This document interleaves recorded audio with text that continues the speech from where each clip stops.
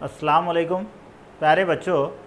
Last lecture में हमने कुछ बीमारियों के बारे में पढ़ा था और उस बीमारियों में टाइफाइड है, एस्कैरीज है, अमियोबाइसिस है, ऐसी मुख्तलिफ़ बीमारियों को पढ़ा था। इसमें उसके आगे कुछ बीमारियां जो बाकी है इस चैप्टर की, उसको हम इंशाअल्लाह ताला देखेंगे। जैसे मैंने लास्ट 2-3 लेक्चर में आपको बताया कि हर बीमारियों से रिलेटेड ये जो पॉइंट है जिसमें उसका कॉजल ऑर्गेनिज़म यानी उसके लिए ज़िम्मेदार जरासीम्स, मोड ऑफ ट्रांसमिशन, उसके मुंतकिली का ज़रिया, साइन एंड सिम्टम्स, उसकी अलामतें क्या होगी, डायग्नोस, उसका कैसे पता लगाया जाता है, तशख़ीस कैसे होती है, उसकी ट्रीटमेंट, उसका इलाज क्या है, और उसका एहतियात यानी प्रिवेंशन, एहतियाती तदाबीर, रोकथाम, उसकी प्रिवेंशन एंड कंट्रोल। ओके, ये सारी चीज़ों को हमने देखा है।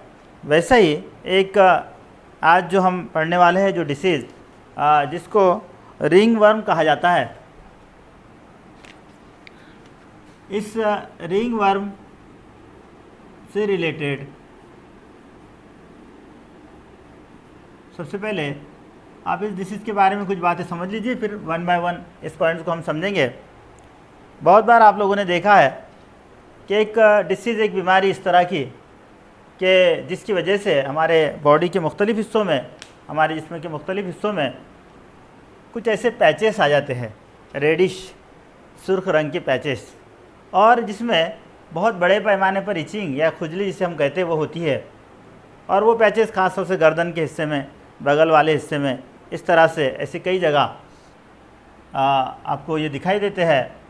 और इसके अलावा यही डिसीज़ जैसे नाखून, हमारे बाल वगैरह, इनमें भी होता है, जिसमें नाखून वगैरह का डिस्कलर वगैरह होना, ये सारी सिम्टम्स, अलामतें अपन इसमें डिटेल में इसको देखेंगे। तो सबसे पहले जो है ये जो डिसीज़ है, इस डिसीज़ के लिए ज़िम्मेदार जो ऑर्गेनिज़म है, कॉजल ऑर्गेनिज़म है, या इसके लिए ज़िम्मेदार जो जरासीम्स है, वो एक फंगस है।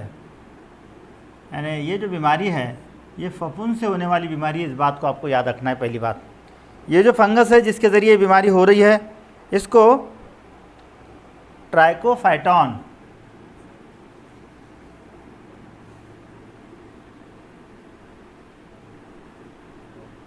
या माइक्रोस्पोरम, ये दो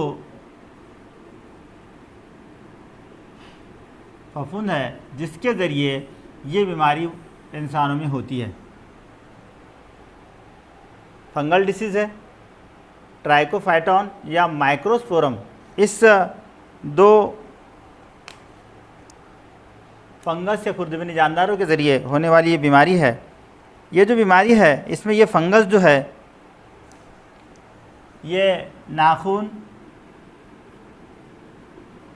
बाल है या हमारी स्किन है, हेयर, ये मुख्तलिफ़ हिस्सों में ये डिसीज़ पैदा होता है। और इसमें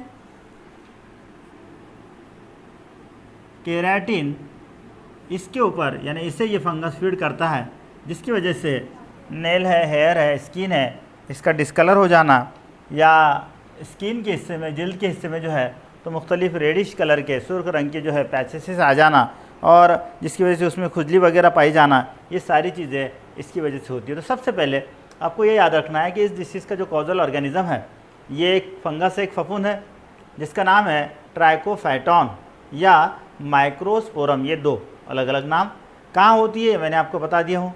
और ये जो डिसीज़ है, ये जो बीमारी है, इस बीमारी में हमको याद रखना है कि स्पेशली जिस्म के स्किन पर या इंसान की जो जिल्द होती है, इस जिल्द के ऊपर मुख्तलिफ़ पैसेजेस, अपन इसके साइन एंड सिम्टम्स में इसको देखेंगे।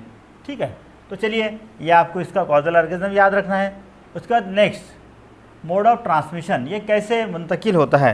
तो जाहिर सी बात है ये जो डिसीज़ है, ये डिसीज़ एक से दूसरे में मुंतकिल होता है, और इसके मुंतकिली के जो ज़रिए है, वो मुंतकिली के ज़रिए जैसे एक दूसरे के जो क्लॉथ है, कपड़े है, उसका इस्तेमाल करना, या कोई ऐसी जो इस्तेमाल की चीज़ें हैं रोज़मर्रा की, जो हमारे स्किन से, हमारे जिल्द से टच होती है, और वहाँ अगर वो इन्फेक्शन है तो वो इन्फेक्शन फिर दूसरे में या दूसरे इंसान में उसके ज़रिए वो मुंतकिल होता है। यानी यहाँ ट्रांसमिशन जो है इसका, यानी इसका जो मुंतकिली का जो ज़रिया है वो हमारी रोज़मर्रा की ज़िंदगी की जो चीज़ें हैं, ख़ास तौर से स्पेशली कपड़े हैं, हमारा कॉम है, कंघा है वगैरह, ये चीज़ें जिसके ज़रिए जो है हमारे बालों को हम सही ढंग से लगवाते हैं।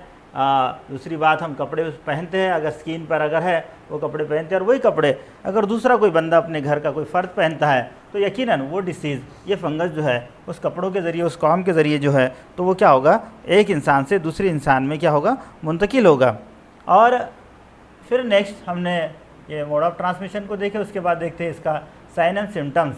इसके साइन एंड सिम्टम्स में स्पेशली अगर ये स्किन डिसीज़ है, अगर ये जिल्द को होता है तो जिल्द पर बहुत सारी जगह ऐसे रेडिश सुर्ख पैचेस और उसके ऊपर ऐसे सुर्ख ऐसे दाने दाने नज़र आते हैं, और ख़ास तौर से वो राउंडेड शेप में होता है, इसीलिए उसको रिंग वर्म कहा गया है। और वो राउंडेड शेप में जो रेडिश पैचेस जो पाए जाते हैं उसमें स्पेशली बहुत सारी इचिंग होते रहती है, यानी खुजली होते रहती है वहाँ पर, और ये डिसीज़ की ये एक अहम अलामत है। नाखून और बाल में अगर वो होता है तो इनका डिस्कलर हो जाना है। नाखून में ख़ास तौर से अगर आप देखें तो उसका डिस्कलर, उसका शेप वगैरह, उसकी जो जसामत है वो बदल जाती है, उसका शेप बदल जाता है, वो डिस्कलर हो जाता है, और ये सारी अलामतें जो है तो ये इस रिंग वर्म के अंदर हमको दिखाई देती है। इसका जो इंसानों के नाखून में जो ये बीमारी पाई जाती है इसे एनिकोमाइकोसिस कहा जाता है। याद रखिए, कभी इसको पूछा जाता है, इसको एनिकोमाइकोसिस ऐसा कहा गया है, जो इंसानी नेल में या इसके नाखून में, इंसान के नाखून में पाई गई, तो इसके लिए स्पेशल एक नाम है, इसको एनिकोमाइकोसिस कहते हैं। उसके बाद इसका जो डायग्नोस है, इसका जो पता लगाया जाता है इस बीमारी का, तो सिंपल सी चीज़ है, ये बाहर से दिखने वाली बीमारी है, डिसीज़ है, तो एक्सटर्नल या बाहर से हम उसको एग्जामिन करके, उसको देख कर, उसकी जांच करके हम उसका पता लगा सकते हैं। उसकी जो अलामतें हैं अगर उसमें दिखाई देती है तो यकीनन ये रिंग वर्म है, ये रिंग वर्म की वजह से होता है। उसके बाद में प्रिवेंशन, फिर लास्ट में ट्रीटमेंट देखेंगे। प्रिवेंशन में जाहिर सी बात है, बहुत सिंपल चीज़ है कि ये जो डिसीज़ है, ये जो बीमारी है, ये बीमारी कपड़ों के ज़रिए, कॉम के ज़रिए या रोज़मर्रा की इस्तेमाल होने वाली चीज़ों के ज़रिए मुंतकिल होती है, तो यकीनन उसको एक दूसरे के इस्तेमाल करने से उसको अवॉइड करना है, या वो बंदा जिसको इस तरह का डिसीज़ है उसके कांटेक्ट में आने से जो वो डिसीज़ फैलता है तो उसके अच्छा होने तक, कोई ज़्यादा लॉन्ग टर्म डिसीज़ नहीं होता, ये जल्द अच्छी हो जाती है बीमारी, तो उससे थोड़ा सा उससे जो है एहतियात करना चाहिए, ये उसके प्रिवेंशन में आ जाएगा। इसका जो ट्रीटमेंट है, इसके ट्रीटमेंट में कुछ दवाइयाँ हैं जो हम इसमें इस्तेमाल करते हैं, उसमें नेस्टैटिन ये एक दवाई है जिसका इस्तेमाल किया जाता है। दूसरी फ्लीकैनाज़ोल, ये सेकंड डिसीज़ है, थर्ड है, सॉरी सेकंड इसकी ड्रग है या दूसरी इसकी दवाई है। उसके बाद ट्राइकैनाज़ोल, ये थर्ड इसकी दवाई है, यानी निस्टैटिन, फ्लूकैनाज़ोल, ट्राइकैनाज़ोल, ये जो दवाइयाँ हैं, ये दवाइयाँ इसके बेहतर होने में, इसका अच्छा होने में इस्तेमाल की जाती है। इस तरह से ये जो रिंग वर्म है, शॉर्ट में, बहुत ज़्यादा डिटेल में इसका बारे में हमको पढ़ना नहीं है, ये शॉर्ट में एक डिसीज़ है, इसको याद रखिए। चलिए एक मुख्तसर इसको जल्दी में इसको मैं रिवाइज़ करता हूँ। देखिए, रिंग वर्म जो है ये डिसीज़ नाखून, जिल्द या स्किन जिसे कह रहे हेयर, इससे होने वाला डिसीज़ है। इसके लिए जो जिम्मेदार ऑर्गेनिज्म है खुरदबीनी जानदार है, जो एक तरह का फंगस है, और जिसको हमने कहा ये दो टाइप्स है। यह है पहले वाला, उसका नाम अपने लिखे ट्राइकोफाइटॉन, और दूसरा माइक्रोस्पोरम। नाम याद रखिए, कभी इसको पूछा जाता है। उसके बाद में हमने देखे कि इसका ट्रांसमिशन का जो ज़रिया है, रोज़मर्रा की ज़िंदगी में इस्तेमाल होने वाली चीज़ें जैसे कपड़े है, हमारा कंघा है वगैरह वगैरह, इसके ज़रिए मुंतकिल होता है। साइन एंड सिम्टम्स मैंने आपको बताया, अगर वो जिल्द पे होती है तो जिल्द पर बहुत सारी जगह से पैचेजेस, ऐसे धब्बे आते हैं रेडिश कलर के, सुर्ख दाने दाने उस पर दिखाई देते हैं, उसमें खासतौर से खुजली होती है, तो वो सूजन भी आती है उस हिस्से में, तो वो जो है वो स्किन में होने वाला। नाखून और हेयर में उसका डिस्कलर हो जाना, नाखूनों का शेप बदल जाना, ये सारी अलामतें इस डिसीज़ में हमको दिखाई देती है। डायग्नोस बहुत सिंपल चीज़ है, इसको बाहर से देखकर एग्जामिन करके इसकी जांच करके इसका डायग्नोस कर सकते हैं। ट्रीटमेंट में इसका ये 3 दवाइयों के नाम है आपको याद करना है, निस्टैटिन है, फ्लूइकैनाजोल है, ट्रैकेनाजोल है। ये दवाइयाँ इसके इलाज में इस्तेमाल होती है। और प्रिवेंशन जो है, मैंने आपको कहा कि इसके मुंतकिली के जो ज़रिए है उनमें उसका एहतियात करना, उसको रोकना, ख़ास तौर से हमारे रोज़मर्रा की ज़िंदगी में जो हम एक दूसरे के कपड़े हैं, कंगा है वगैरह, ये चीज़ें जो इस्तेमाल करते हैं, इनको इस्तेमाल करने से रोकना चाहिए, मतलब उसको। और अगर जिसको भी है उसके कपड़े वगैरह अच्छी तरह से उसे बॉयल वगैरह करते हैं तो यकीनन ये डिसीज़ का प्रिवेंशन होगा, इसका एहतियात होगा। तो ये सारे पॉइंट्स आप लोग नोट डाउन कर लीजिए और अपने नोट्स इसके ऊपर बनाइए। चलिए, इसके बाद जो नेक्स्ट डिसीज़ है बहुत इम्पॉर्टेंट है और बहुत कॉमन पाया जाने वाला एक डिसीज़ है जिसको हम कैंसर कहते हैं। ठीक है, इस कैंसर से रिलेटेड कुछ बातें आप लोग पहले समझ लीजिए। इसको हमको एक बात पता है कि ये जो डिसीज़ है, जो बीमारी है, बहुत ही कॉमन डिसीज़ है और एक बड़ी जिसे कहेंगे प्रॉब्लमेटिक डिसीज़, इवन पूरे वर्ल्ड में, हमारे मुल्क में भी इस डिसीज़ से मरने वाले लोगों की तादाद बहुत बड़ी है और बहुत सारे लोगों में ये बीमारी पाई जाती है। मुख्तलिफ जिस्म के हिस्सों में होता है, उसके हिसाब से उसके नाम डिफ्रेंशिएट है, वो अपन इंशाल्लाह आगे उसको पढ़ेंगे। सबसे पहली चीज़ हमको समझना है कि कैंसर यानी क्या, किसे हम कैंसर कहेंगे। तो अगर हम देखते हैं कि हमारे बॉडी में जो सेल है, जो खलियात है, इन खलियात में सेल डिवीज़न यानी खलवी तकसीम का अमल होता है। बहुत सिंपल चीज़ है, खलवी तकसीम होगी जिससे हमारी जसामत बढ़ेगी, नशोनुमा जिसे हम कहते हैं वो होगा, मुख्तलिफ अज़ा, मुख्तलिफ जिस्म के हिस्से, इनका नशोनुमा होगा, हमारे मुख्तलिफ सिस्टम्स हैं वो बनेंगे, ये सब होता रहेगा। जो पुराने सेल है अगर वो ख़त्म हो जाते उसकी जगह नए सेल आएंगे। कुछ जगह अगर कोई ज़ख़म लग जाती है वहाँ रिपेयरिंग होगा, यानी दोबारा से नए खलियात बनेंगे।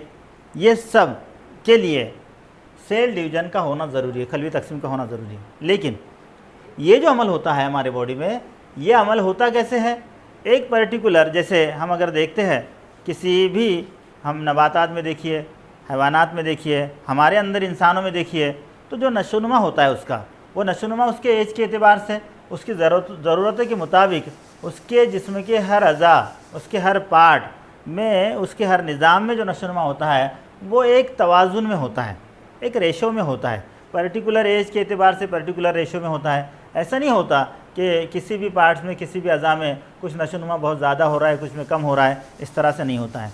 तो वो सब कंट्रोल किया जाता है, वो हमारे नर्वस सिस्टम के ज़रिए, हमारे हार्मोनल सिस्टम के ज़रिए, ये ऑटोमेटिकली हमारी बॉडी उसको कंट्रोल करती है और वो होते रहता है। लेकिन अगरचे यही सेल डिवीज़न कभी एबनॉर्मल हो, मतलब जिस पर हमारा कोई काबू नहीं है, जितना होना चाहिए उतना नहीं हो, उससे ज़्यादा हो रहा हो, गैर ज़रूरी हो, एबनॉर्मल हो रहा हो, गैर ज़रूरी हो रहा हो, तो बहुत सिंपल चीज़ है कि ये सेल डिवीज़न फिर एक तवाज़ुन में नहीं होगा, यानी वो एक रेशो में नहीं होगा।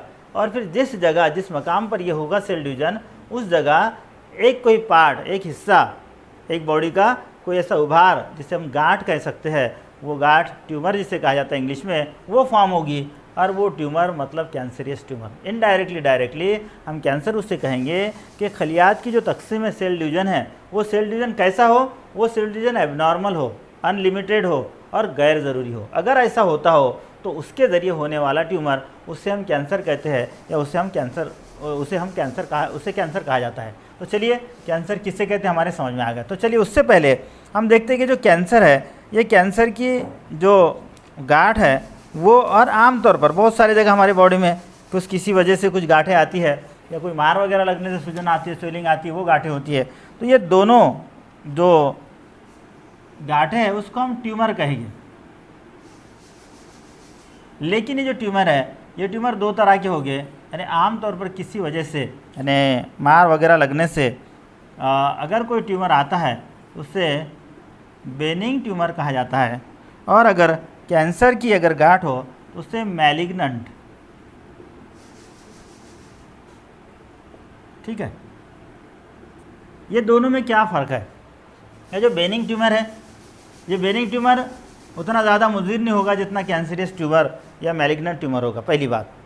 दूसरी बात, ये बेनिंग ट्यूमर के ऊपर एक ऐसा कवरिंग होगा, कैप्सूल जिसे कहते हैं, ये बेनिंग ट्यूमर के ऊपर, इस पर वो कवरिंग नहीं होगा और ये एक हद तक, एक लिमिट तक बढ़ेगा, उसके बाद वो नहीं बढ़ेगा। मैलिग्नेंट ट्यूमर कंटिन्यूस मुसलसल बढ़ता रहेगा, क्योंकि ये जो सेल डिवीजन है अपने देखिए अनलिमिटेड होगी, एबनॉर्मल होगी, गैर ज़रूरी होती रहेगी, और जाहिर सी बात है वो जो ट्यूमर है, ये ट्यूमर कंटिन्यूस ऐसा बढ़ता रहेगा।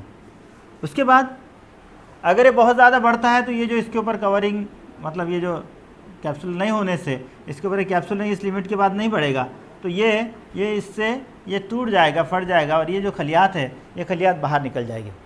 अगर बेनिंग ट्यूमर किसी वजह से टूटता भी, फटता है, ऑटोमेटिकली तो नहीं टूटेगा, लेकिन अगर होता है किसी वजह से, तब भी इसके जो खलियात अगर ये बाहर निकलते हैं तो ये डेड हो जाएगी, ख़त्म हो जाएगी। लेकिन मैलिग्नेंट ट्यूमर जो है, या जिसे अपन कैंसर की गांठ कह रहे हैं, इससे जो निकलने वाले खलियात है, ये खलियात किसी और जगह चले जाएंगे, किसी और जगह जुड़ जाएंगे, तो वहाँ ऑटोमेटिकली जो है, तो वहाँ एक नया कैंसरियस यानी दूसरी एक गांठ जो है वहाँ तैयार हो जाएगी। यानी ये जो है, ये इस यानी मैलिग्नेंट ट्यूमर की कुछ खास बातें हैं। यानी ये मुसलसल बढ़ता रहेगा, इस पर कवरिंग नहीं होगा, इसके जो खलियात अगर स्प्रेड होते हैं तो वो नई जगह और उसको तैयार करेंगे, और ये जो है ये बेनिंग ट्यूमर में ये तमाम चीज़ें नहीं पाई जाएगी। इस तरह से ये जो कैंसर की जो अलामतें हैं, कैंसर की जो गांठ है, इसके अंदर हमको ये समझना होगा। उसके बाद हमको देखना है कि कैंसर की जो टाइप्स है, इसकी मैंने अभी कहा आपको कि मुख्तलिफ बॉडी के हिस्से, ये सारी चीज़ों को नोट डाउन कर लीजिए। मुख्तलिफ जो बॉडी के हिस्से, बॉडी के पार्ट है, उस बॉडी पार्ट के एतबार से जो है इस कैंसर की मुख्तलिफ किस्में पाई जाती है, उसको मुख्तलिफ नाम दिए गए हैं। उसमें हम देखेंगे इसको एक one by one, types of cancer.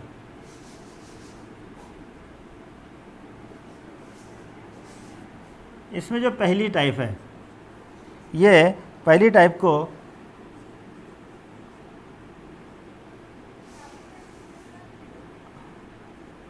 Carcinoma, क्या कहेंगे इसको? कार्सिनोमा कहेंगे इसको। कार्सिनोमा ये जो टाइप्स है, ये इंसानी मुख्तलिफ पार्ट्स, मुख्तलिफ अज़ा के बैरूनी हिस्से में होने वाला ये कैंसर है, जिसको कार्सिनोमा कहा जाता है। जैसे बहुत सारे जो पार्ट है बॉडी के, जैसे एग्जांपल के तौर पर स्किन होगा, यानी जिल्द का जो कैंसर होता है ये स्किन कैंसर होगा, लंग्स का कैंसर होगा, ब्रेस्ट कैंसर होगा, स्टमक होगा, यानी इंसान के जिल्द का, लंग्स फेफड़ों का, ब्रेस्ट मेमोरी ग्लैंड्स पिस्तानियों का, स्टमक मैदे का, ये जो तमाम किस्म के जो कैंसर्स है इनको कार्सिनोमा कहा जाता है। यानी ये जो कैंसर है, ये कैंसर इंसान के वो हिस्सों में पाया जाता है जो बैरूनी पार्ट होते हैं, बैरूनी जिल्द का जो हिस्सा है उस हिस्से में ये कैंसर पाया जाता है। दूसरा जो टाइप है इसकी, इसको सर्कोमा कहा जाता है। कार्सिनोमा, दूसरा सर्कोमा, ये बॉडी के इंटरनल दरमियानी हिस्से में होने वाला कैंसर है।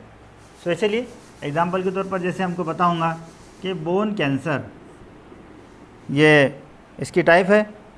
मसल्स में होने वाला कैंसर, मुख्तलिफ उज़लात में होने वाला कैंसर। उसके बाद में कार्टिलेज, यानी जो कुर्री हड्डी होता है उसमें होने वाला कैंसर है। उसके बाद में एडिपोज टिश्यूज़, यानी ऐसे नसीजे जिसमें चर्बी जमा हो उसको एडिपोज टिश्यूज़ कहा जाता है। ये तमाम यानी बोन कैंसर है, मसल कैंसर है, कार्टिलेज कैंसर है, एडिपोज टिश्यूज़ का कैंसर है, इन सबको सर्कोमा कहा जाता है। बोन कैंसर जो है इसमें इसको ऑस्टियो सर्कोमा कहेंगे। ऑस्टियो ये जो वर्ड है ये बोन से रिलेटेड इसको कहा जाता है। उसके बाद में मसल्स से रिलेटेड माइकोसर्कोमा इसको कहेंगे। कार्टिलेज से रिलेटेड जो है तो कॉन्ड्रो sarcoma कहेंगे इसको। और एडिपोस से रिलेटेड इसको लिपो, क्योंकि लिपिड जो है इसको कहा जाता है, इसलिए लिपोसर्कोमा कहेंगे। ये सब नाम भी नोट डाउन कर लीजिए। ऑस्टियोसर्कोमा, मिकोसर्कोमा, कॉन्ड्रोसर्कोमा, लिपोसर्कोमा, यानी ये सब सर्कोमा की टाइप से याद रही तो बहुत अच्छा, क्योंकि इसको जो है ऑब्जेक्टिव में पूछा जाता है, नीट में पूछा जाता है। लेकिन इन जनरल ये सर्कोमा किसे कहते हैं आप याद रखिए, दरमियानी हिस्से के, बॉडी के दरमियानी हिस्से वाले जो है, जैसे मसल्स दरमियान में होते हैं, बोन्स दरमियान में होते हैं, कार्टिलेज जो है कोरिया जिसे हम कहते हैं, एडिपोस टिश्यूज स्किन के नीचे, अक्सर जिल्द के नीचे एडिपोस टिश्यूज पाए जाते हैं। इन सबको, यानी ये पहली जो टाइप है ये कार्सिनोमा बैरूनी हिस्से में, सर्कोमा ये जो है तो ये दरमियानी हिस्से में होने वाला ये कैंसर है। इसके बाद में इसकी जो थर्ड टाइप है, तीसरी, इसको ल्यूकोमिया,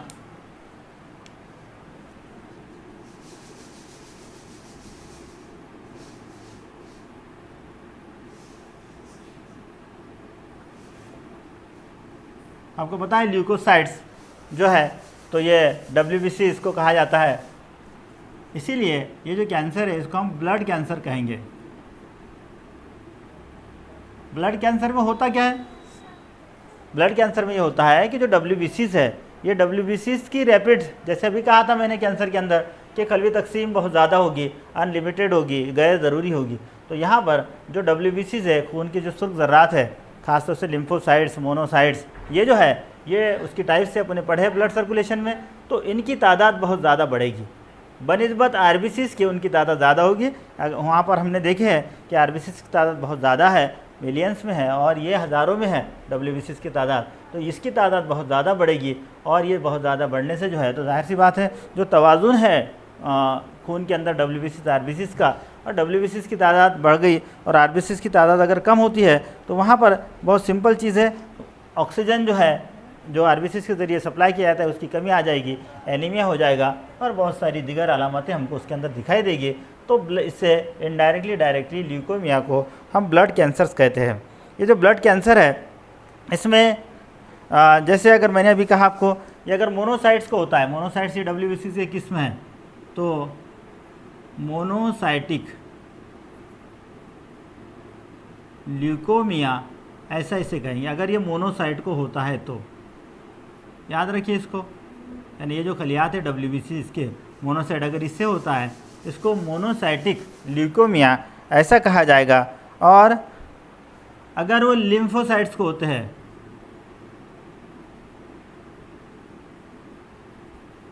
तो इससे लिम्फोब्लास्टिक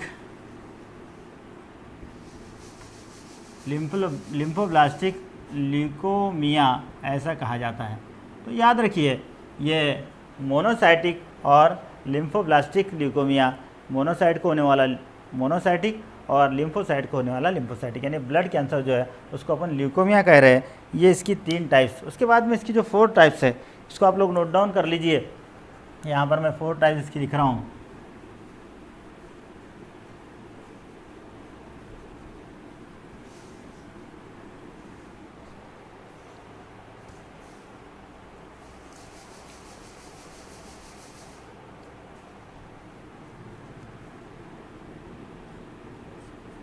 वो है एडिनो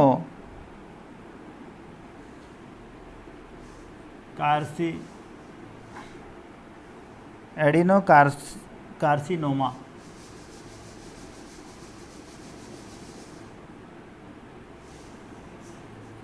देखिए इसकी जो 4 टाइप है जिसको एडिनो कार्सिनोमा कहा जा रहा है, ये एडिनो कार्सिनोमा जो है स्पेशली जो मेरेकाफ खारिज करने वाले मुख्तलिफ ग्लैंड्स इनका जो कैंसर होता है इससे एडिनो कार्सिनोमा कहा जाता है। जैसे आपको पता होगा किडनी के ऊपर एक या गुर्दे के ऊपर एक मेरेकाफ खारिज करने वाली ग्लैंड है जिसको एड्रेनल ग्लैंड कहते हैं। इसका जो कैंसर है ये आपको पता है दिमाग के हिस्से में एक मेरेकाफ खारिज करने वाली ग्लैंड है जिसको हम पिट्यूटरी ग्लैंड, गुद्दे निखाया कहते हैं इसको। इसका है गले के हिस्से में है थायराइड ग्लैंड, जिसे गुद्दा दरकिया कहते हैं, ये तमाम महरकाब खारिज करने वाले जो ग्लैंड्स हैं, इनका जो कैंसर है उस कैंसर्स को एडिनोकार्सिनोमा कहा जाता है। उसके बाद में जो यानी इस तरह से इसकी जो कैंसर की जो टाइप्स है, ये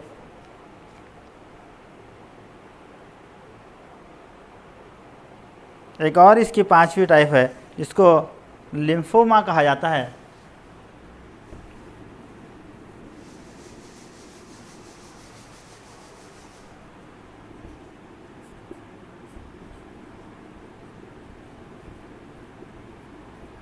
आपको पता है कि हमारे बॉडी की जो सेल है, जैसे लिम्फोसाइट्स, मोनोसाइट्स, WBCs खास तौर से, ये वाइट बोन मैरो यानी हड्डियों का जो सफ़ेद मगज़ है उसमें, और हमारे खून की नाली के ऊपर कुछ जगह ऐसी जो गांठें पाई जाती हैं जिनको लिम्फ नोड कहते हैं। क्या कहते हैं? Lymph node. ये लिम्फ नोड को होने वाला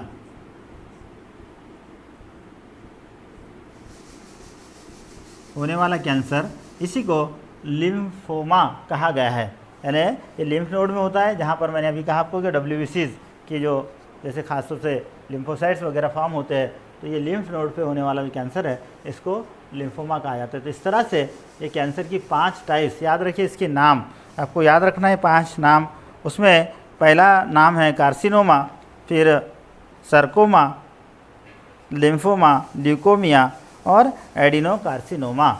ये सबके एग्जाम्पल्स यहाँ पर मैंने बताया हूँ, आप इसको नोट डाउन कर लीजिए।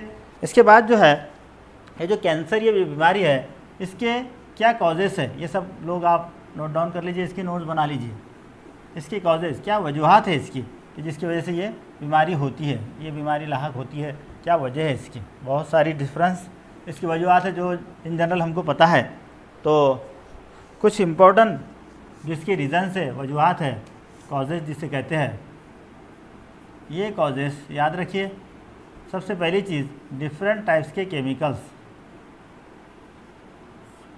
मुख्तलिफ केमिकल, जैसे कई पोल्यूटेंट, कई अलाइंदे जो हवा में मौजूद होते हैं, कई गैसेस है, NO2 gas, SO2 gas, carbon monoxide वगैरह वगैरह जो गैसेस है, इसका तवाज़ुन जब हवा में बढ़ जाएगा तो यकीनन ये हमारे हवा को आलूदा करती है, और जिसकी वजह से जो है तो कैंसर जैसे अलामत, कैंसर जैसी डिसीज़ेस होती है। इसके अलावा जो फैक्ट्रीज से खारिज होने वाले बहुत सारे वेस्ट मटेरियल होते हैं, जो वहाँ से निकलने वाले निकास के ज़रिए जो बेकार मादे होते हैं, उसमें कई केमिकल्स होते हैं जो कार्सिनोजेनिक होते हैं। इसके अलावा बहुत सारे पेस्टिसाइड्स है, हशरात कुछ जिसे हम कहते हैं, यानी नबातात पे होने वाली या फसलों पे होने वाली मुख्तलिफ बीमारियों की रोकथाम के लिए उसको इस्तेमाल करते हैं। कुछ फर्टिलाइज़र्स, केमिकल्स जैसे पेंट्स वगैरह हैं, कलर जो डिफरेंट इस्तेमाल होते हैं, खाने के वगैरह भी कलर जो होते हैं, सिंथेटिक कलर्स वगैरह, ये बहुत सारे केमिकल्स का एक लंबी फहरिस्त इसकी बन जाएगी। इन शॉर्ट में आप याद रखना है कि कुछ केमिकल्स है, जैसे मैंने नाम बताया, एक दो उसमें लिखकर आप एग्जाम्पल लिख सकते हैं कि इनके ज़रिए जो है तो कैंसर्स होता है। ये इसकी पहली वजह है जिसको हम केमिकल्स कह रहे हैं। दूसरी वजह है रेडिएशंस।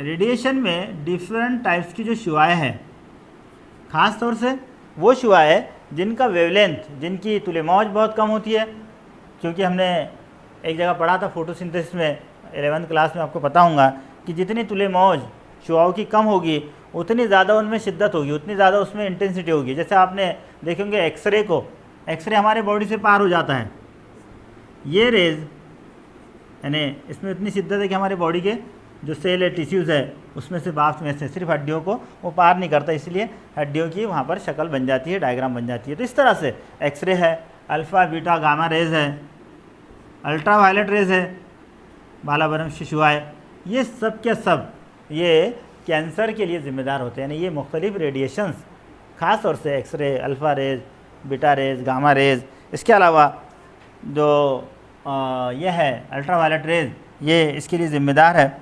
उसके बाद में कुछ वायरसेस है, ये भी रेस के नाम याद रख लीजिए।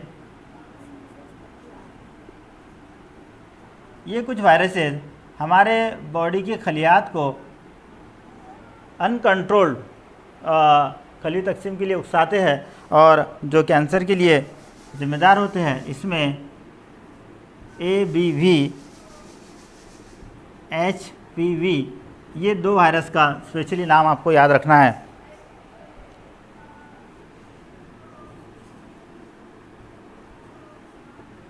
EBV जो है एप्स्टेन बार वायरस, ये इसका नाम है। उसके बाद में HPV, ह्यूमन पैपिलोमा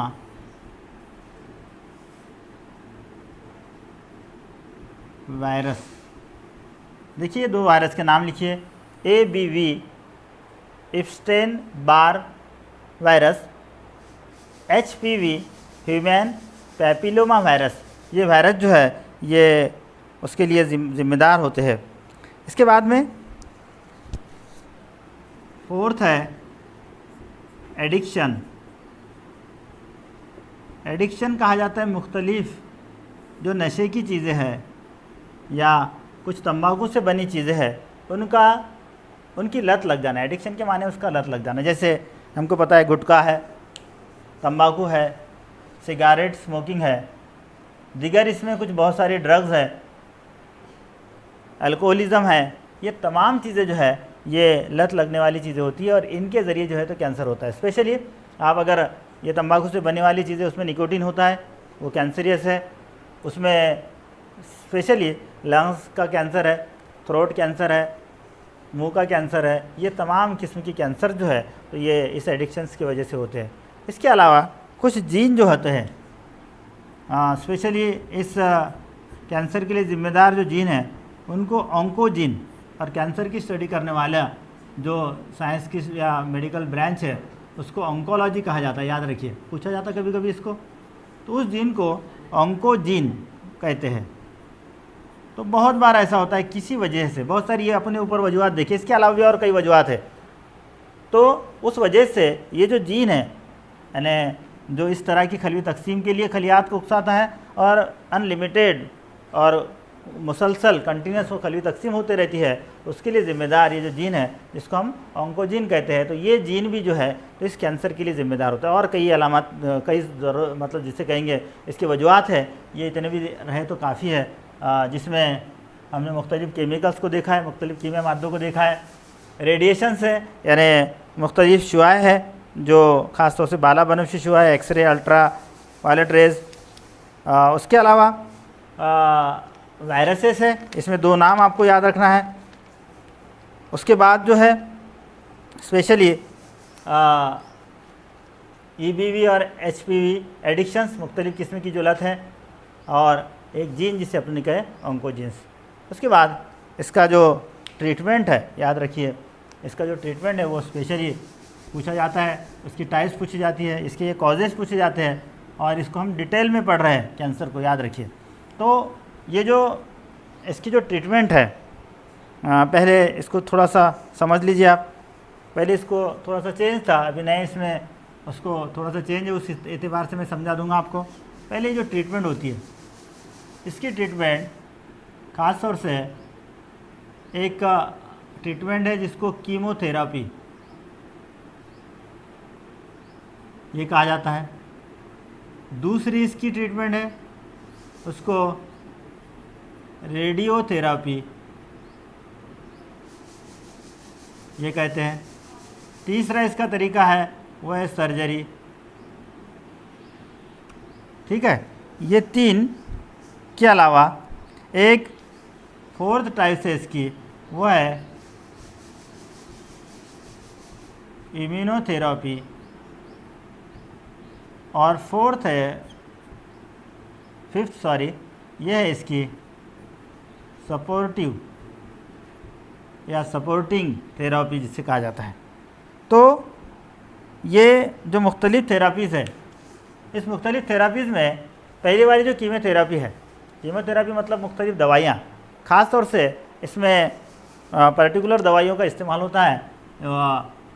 उसमें विमब्रिस्टिन और विमक्रिस्टिन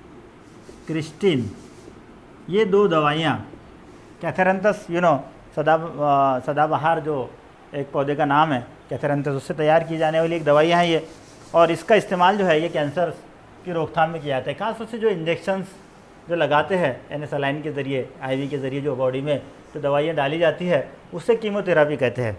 ये थेरापी जो कैंसरियस सेल है, कैंसर के जो खलियात है, उन खलियात पर असर करते, उन्हें डेड करते, उन्हें मुर्दा करते, उनको ख़त्म करते हैं और अपने सेल को बहुत सारी इसमें ये होती है बचाते हैं ये। लेकिन फिर भी इसके बहुत सारे साइड इफ़ेक्ट्स है। कीमोथेरापी के बाद बहुत सारे लोगों के जो सर के इवन ये जो आँखों के ऊपर के जो वगैरह बाल वगैरह चले जाते हैं, और कुछ अगर ज़्यादा इसके डोज में कम ज़्यादा हो बॉडी के एतबार से, तो डिफरेंट ऑर्गन जो है मुख्तलिफ हमारे अज़ा है उस पर भी उसका असर होता है। उस तरह से ये कीमोथेरापी, लेकिन क्योंकि कैंसर के इलाज में ये थेरापी का इस्तेमाल होता है तो ये स्पेशली इसका इस्तेमाल करते हैं। उसके बाद में रेडियोथेरापी, मुख्तलिफ शुआएँ, अभी मैंने जो बताया था बालाबनफशी शुआएँ जिसके ज़रिए कैंसर होता है, उनमें से कुछ शुआएँ ये कैंसरियस सेल को डेड करने के लिए इस्तेमाल की जाती है। एक्सरे का इस्तेमाल होता है, ख़ासतौर से कोबाल्ट 60 रेज इसका जो इस्तेमाल है ये रेडियोथेरापी में होता है।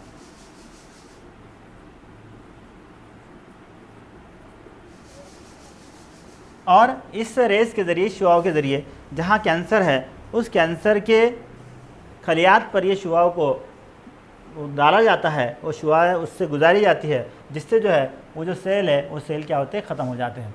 उसके बाद में सर्जरी, वो सिंपल चीज़ है सर्जरी, इसको अपन ऑपरेशन कहेंगे।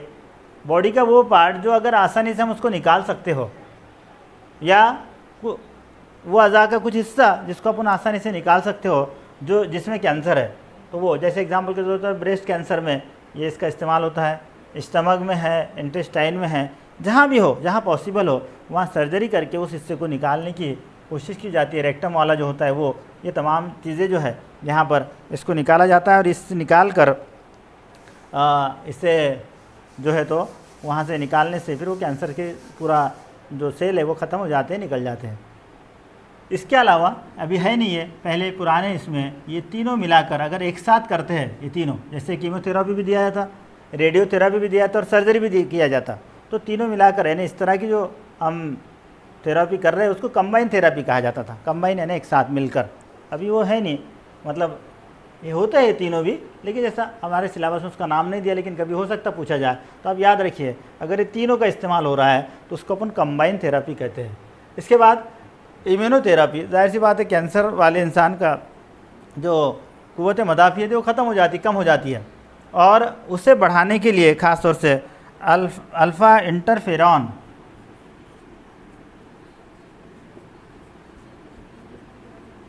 इस दवाइयों का इस्तेमाल किया जाता है, जिससे उसकी इम्यूनिटी सिस्टम को थोड़ा सा बढ़ावा मिलता है, उसकी इम्यूनिटी सिस्टम उसे क़ुव्वत मदाफ़ियत को बढ़ावा मिलता है, और क़ुव्वत मदाफ़ियत वो बढ़ावा मिलने से वो फिर कैंसरियस ये कैंसर डिसीज़ से उसकी जो बॉडी है वो फाइट करती है, वो उससे लड़ने का काम करती है।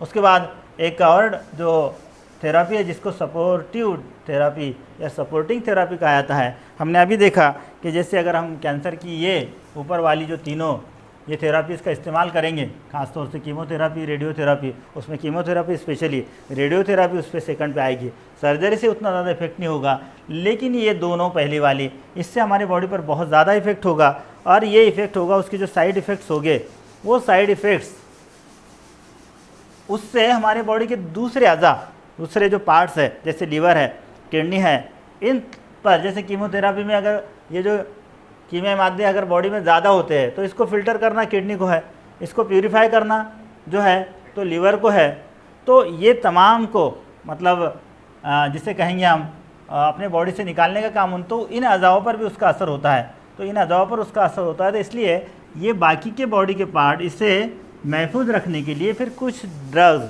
कुछ एंटीबायोटिक दवाइयाँ जो है तो सपोर्टिंग के लिए दी जाती है, और वो सपोर्टिंग डिसीजेज़ इंसान को ये अज़ा को बचाने में काम करते हैं। इसके अलावा जो मुख्तलिफ़ इन्फेक्शंस इस इंसान को होते हैं, मुख्तलिफ़ बीमारियाँ इस इंसान को होती है, तो उसे रोकने में मदद करते हैं, तो वो थेरापी को सपोर्टिंग थेरापी, ये सब जो इलाज है ये एज ए मतलब डॉक्टर जो है, जो ऑन्कोलॉजिस्ट जो होते हैं, जो कैंसर के स्पेशलिस्ट होते हैं, वो जो है वो इसे अपने गाइडलाइन में इसको करवाते हैं, और इस तरह से ये इस कैंसर की जो जिसे अपन कहेंगे थेरापी, जो इसका जो ये इलाज है।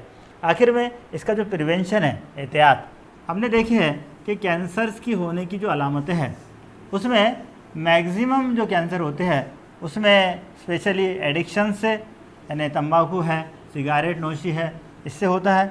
मुख्तलिफ़ किस्म के पोलूटेंट है, यानी जिसे हम कह रहे हैं हवा की आलूदगी वगैरह, उससे होता है। मुख्तलिफ़ किस्म की रेज़ शुआएँ है, उससे होता है।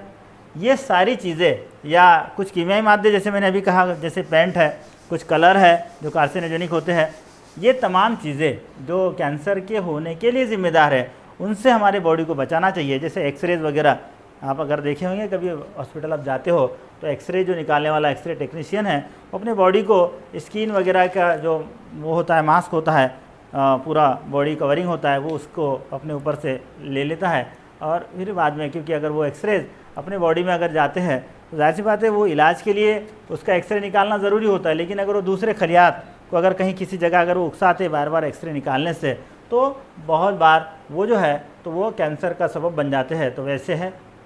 इसके अलावा मैंने अभी कहा आपको कि जैसे कुछ ड्रिंक्स होते हैं, उसमें स्पेशली वो ड्रिंक्स जैसे कोल्ड ड्रिंक्स वगैरह, इनमें इनको कुछ दिनों तक अच्छा रखने के लिए उसमें कुछ इंसेक्टिसाइड डाले जाते हैं, यानी जरासीम कुछ जिसे कहते हैं कि उसने ख़राब नहीं होना चाहिए, इसलिए कुछ दवाइयाँ डाली जाती है। वो कुछ इंसेक्टिसाइड अगर ज़्यादा मिकदार में हो जाए तो वो भी उसके लिए ज़िम्मेदार होते हैं। ऐसी कई ये चीज़ें हैं, तो इन चीज़ों को स्पेशली अवॉइड करना चाहिए जो ये कैंसर की रोकथाम में क्या है, मदद करेंगे।